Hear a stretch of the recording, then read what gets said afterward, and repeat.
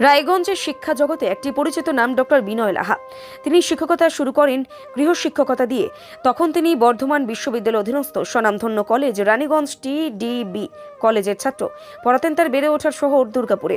তিনি জানান, মধ্যবিত্ত পরিবারের সন্তান তিনি, তাই শুরু থেকেই আর্থিক স্বাবলম্বী হওয়ার জন্য গৃহশিক্ষকতা শুরু করেন। পরে MA ও B.Ed করার পর CBSE স্কুলে পড়ানো শুরু করেন। তিনি বিভিন্ন নামী ইংরেজি মাধ্যম বিদ্যালয়ে সাফল্যের সাথে পড়িয়েছেন প্রায় 18 বছর। ডক্টর বিনয় লাহা উত্তরপ্রদেশের গাজিয়াবাদ থেকে পেয়েছেন শ্রেষ্ঠ পুরুষ শিক্ষকের পুরস্কার। তিনি স্কুল প্রশিক্ষক হিসেবে দায়িত্ব সামলেছেন। ডক্টর বিনয় লাহা CBSE বোর্ডের স্কুলের ভাইস প্রিন্সিপাল ইনচার্জের দায়িত্ব সামলেছেন। তিনি আলিপুরদুয়ার জেলার একটি CBSE অনুমোদিত স্বনামধন্য স্কুলে প্রিন্সিপালের নিয়োগপত্র পান। রায়গঞ্জের তার ছাত্রছাত্রীদের ভালোবাসা ও অভিভাবকদের অনুরোধে ও পরিবারের কথা ভেবেই তিনি রায়গঞ্জেই থেকে যান। বর্তমানে তিনি গৃহশিক্ষকতার পাশাপাশি হোলি অ্যাঞ্জেল ইংলিশ মিডিয়াম স্কুলের ম্যানেজমেন্টের চেয়ারম্যানের দায়িত্ব সামলাচ্ছেন। তার সাধ্যমতো তার নেতৃত্বে স্কুলের পড়াশোনার মান বাড়লে ও স্কুলের সর্বাঙ্গীন বিকাশ ঘটলে তিনি খুশি হন সবসময়। ছাত্রছাত্রীদের ইংরেজি বলার বিষয়কে তিনি ভীষণভাবে গুরুত্ব দিয়ে এসেছেন। তিনি মনে করেন শিক্ষকরা এখনও সমাজের স্তম্ভ, তাই শিক্ষকতায় ছাত্রছাত্রীদের প্রকৃত উপকৃত হলেই তিনি নিজেকে ধন্য মনে করেন। তিনি জানান যে তিনি শিক্ষকতার জন্য রায়গঞ্জের কাছেও বিশেষভাবে ঋণী। তিনি এও জানান যে 10+2 বেসরকারি ইংরেজি মাধ্যম স্কুলে দীর্ঘদিন ধরেই কাজ করা মুখের কথা নয়। যে ছাত্রছাত্রীরাই তার জীবনের বড় শিক্ষক, তাদের সমস্যা সমাধানের মাধ্যমে জীবনে বহু কিছু শিখেছি। ডক্টর বিনয় লাহা জানান যে নিয়মিত পড়াশোনা, লেখালেখি ও ছাত্রছাত্রীদের শেখানোর মধ্যেই বাকিটা জীবন কাটাতে চান। আমার নাম ডক্টর বিনয় লাহা। পেশাগতভাবে আমি স্কুলের সঙ্গে যুক্ত এবং সাথে কিন্তু গৃহশিক্ষকতাও আমি করি এবং বর্তমানে রায়গঞ্জের জেলখানা মোড়ে অবস্থিত সারদা পেট্রোল পাম্পের সামনে AI গ্লোবাল ইনস্টিটিউটে আমি স্পোকেন ইংলিশের কোর্সে যারা শিক্ষার্থী তাদেরকে স্পোকেন ইংলিশ শেখাই। সঙ্গে সেই কোচিং সেন্টারে একাডেমিক্স উইংস্টারও ডেপুটি ডাইরেক্টর হিসেবে আমি কর্মরত। তার সাথে সাথে হোলি এঞ্জেল স্কুলের ম্যানেজমেন্টেও আমি চেয়ারম্যান হিসেবে রয়েছি। দেখুন, শিক্ষকতা তো আমি বহু বছর ধরে করছি এবং শিক্ষকতা একটা প্রাতিষ্ঠানিক আর একটা গৃহ শিক্ষকতা, যেটাকে আমরা সহজ ভাষায় টিউশন বলে থাকি। টিউশনটা আমার অনেক আগে থেকে, আমি যখন কলেজে পড়ি, আমার কলেজ রানীগঞ্জ TDB কলেজ, এটি বর্ধমান বিশ্ববিদ্যালয়ের একটি স্বনামধন্য কলেজ। সেই কলেজে যখন আমি পড়ি তখন আমি তো দুর্গাপুরে থাকতাম। দুর্গাপুরে থাকাকালীন আমি টিউশন পড়াতে শুরু করি 6, 7, 8। এই CBSE বোর্ড থেকেই কিন্তু আমার গৃহশিক্ষকতা শুরু। বাড়িতে গিয়েই পড়াতাম এবং আমরা তো মধ্যবিত্ত বাঙালি, যাদের শুরুটাই হয়, শিক্ষিত মধ্যবিত্ত বাঙালিদের শুরুই হয় গৃহশিক্ষকতা, টিউশন এগুলো দিয়েই। আমিও তার বাইরে কিছু না। পরবর্তীকালে টিউশন চলতেই থাকে। পরে মাস্টার ডিগ্রি, B.Ed এগুলো হওয়ার পর CBSE স্কুলে পড়াতে শুরু করি। আমার একদম প্রথম যে স্কুলটাতে খুব বেশি দিন কাজ করিনি, সেটি দুর্গাপুরের সুরেন্দ্রনাথ মডার্ন স্কুলে পড়িয়েছিলাম। পরে আবার তো নর্থ বেঙ্গলে আসতে হয়। বেথেনি মিশন স্কুলে পড়ালাম বেশ কয়েকটা বছর। তারপর রায়গঞ্জের সারদা বিদ্যা মন্দির ইংরেজি মাধ্যম বিদ্যালয়, সেখানে পড়িয়েছি এবং পরে আরো বেটার প্রসপেক্টের জন্য আমি কিষানগঞ্জের ওই জেলার সবচাইতে বড় ইংরাজি মাধ্যম স্কুল বালমান্দি সিনিয়র সেকেন্ডারি স্কুল, সেখানে প্রায় 6 বছর আমি শিক্ষকতা করেছি। পরে আমার পরিবারের কারণে, আমার মেয়ে তখন খুব ছোট ছিল, আবার বেথেনি মিশন স্কুলে ব্যাক করে আসি। ওখান থেকে রায়গঞ্জের স্বামী প্রণবানন্দ বিদ্যা মন্দিরে অ্যাডমিনিস্ট্রেটর হিসেবে জয়েন করি। পরে সেখান থেকে অ্যাডমিনিস্ট্রেটর কাম ভাইস প্রিন্সিপাল এবং ভাইস প্রিন্সিপাল পদে ছিলাম। স্কুল পরিচালনার কাজটা দেখতে শুরু করেছি এবং এটা বেথেনি মিশন স্কুলে থাকাকালীনও কিন্তু করতাম। রেক্টর জনি ইমানুয়েল তিনি অনেকটা ফ্রি হ্যান্ডস আমাকে দিয়েছিলেন। আমি স্কুল সংগঠনের সঙ্গে যুক্ত। পরবর্তীকালে স্বামী প্রণবানন্দ বিদ্যা মন্দির থেকে রেজিগনেশন দিয়ে এলাম, যেটা আমি প্রতি স্কুলেই করি। জেনারেলি সব স্কুলেই যতদিন ভালো লেগেছে পড়িয়েছি। তারপর রেজিগনেশন দিয়ে অন্যান্য স্কুলে চলে গেছি। সারদা বিদ্যা মন্দির থেকে বালমন্দির থেকে বেথেনি মিশন স্কুলের পর নারায়ণাতে 1 মাস মাত্র ছিলাম, তখন সেটা PGT হিস্ট্রি হিসাবে ছিলাম।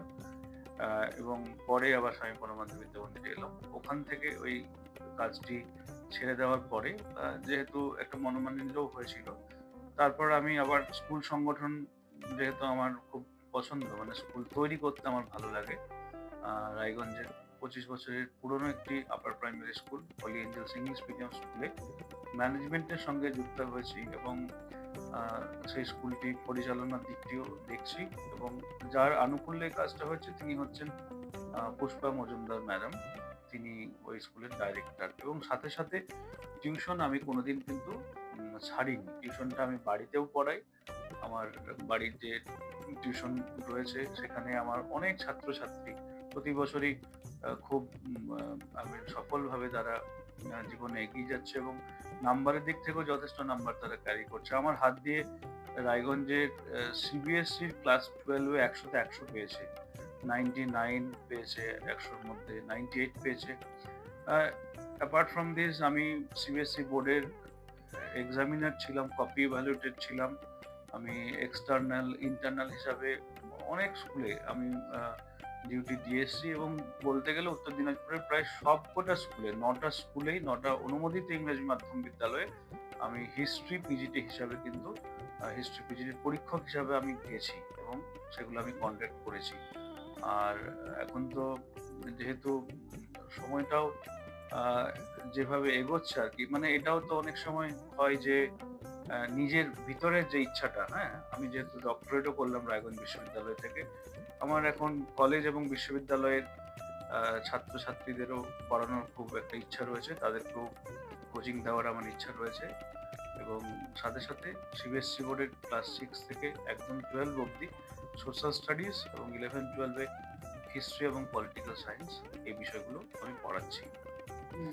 স্যার এই স্কুল করে এই প্রাইভেটে পড়া কতটা সময় সম্বন্ধে হয়?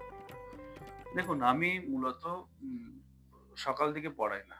সকাল দিকে স্কুলের জন্যই সময়টাকে আমি রেখেছি।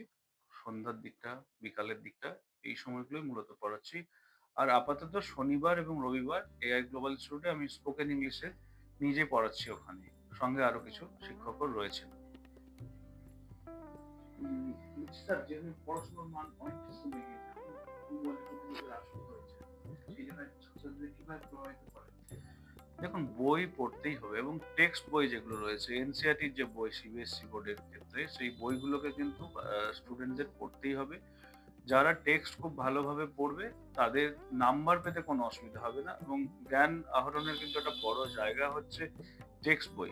সাথে সাথে যারা গাইড বই ফলো করতে চায় তারা অবশ্যই করতে পারে, কিন্তু টেক্সটের বাইরে কিছু আসবে না। সুতরাং টেক্সটটাকে পড়তে হবে, খুঁটিয়ে খুঁটিয়ে পড়তে হবে। যেমন সোশ্যাল স্টাডিজের 4টে বিষয় রয়েছে, হ্যাঁ, ইতিহাস, সেখানে ভূগোল, সিভিক্স এবং ইকোনমিক্স, এই 4টে বিষয় খুঁটিয়ে খুঁটিয়ে পড়তে হবে। তাহলে কিন্তু খুব ভালো স্কোর করা যায় বলে আমার ধারণা এবং আমার স্টুডেন্টরা করে, প্রতি বছরই তারা খুব ভালো রেজাল্ট করে। স্যার আপনি তো সমাজের মাধ্যমে কি মানুষ গড়ার কারিগর বলে অভিহিত করা হয় মাস্টারদের, আপনি কি ভাবে দেখছেন বিষয়টি? একদম সত্যি কথা। এর শিক্ষক সমাজ তো সমাজেরই একটা বড় অংশ যারা সমাজকে তৈরি করে। পৃথিবীর এমন কোনো প্রফেশনাল নেই যাদেরকে শিক্ষকরা তৈরি করেননি। আমরা যে ছোটবেলা থেকে বড় হয়েছি এটা শিক্ষকদেরই অবদান। একদম আমার প্রাইমারি স্কুল থেকে আমার পিএইচডি অবধি যা কিছু জীবনে অ্যাচিভমেন্ট করেছি, এত বড় বড় স্কুলে পড়ালাম। আমি ওই যে বললাম কিষানগঞ্জের যে স্কুল, সেখানে প্রায় 3000 মতো স্টুডেন্ট ছিল আর কি। তো সেই সব স্কুলে আমি নিজে পড়ানোর সুযোগ পেয়েছি, সেটা শিক্ষকরাই কোথাও না কোথাও আমার ভিতটাকে তৈরি করে দিয়েছেন। যেমন আমার বাড়ি পশ্চিম বর্ধমান জেলার দুর্গাপুর সাব ডিভিশনে, এখন থাকছি আমি রায়গঞ্জে, বহু বছর ধরে আছি। কিন্তু আমার প্রাথমিক শিক্ষা জীবনে কোচবিহারের গোসানিমারির একজন মাস্টারমশাইয়ের বিরাট অবদান আছে, যাকে আমি প্রায়শই স্মরণ করি। তিনি হচ্ছেন সুভাষ সরকার স্যার।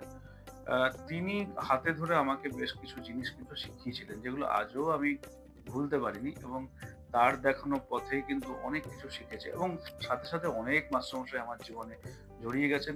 মাস্টারমশাইরা প্রণম্য এবং জীবনে যা কিছু ভালো কাজ করার সুযোগ পেয়েছি বা পাচ্ছি বা আগামীতে পাবো, পুরো ক্রেডিটটাই আমার মনে হয় আমার শিক্ষকদেরই।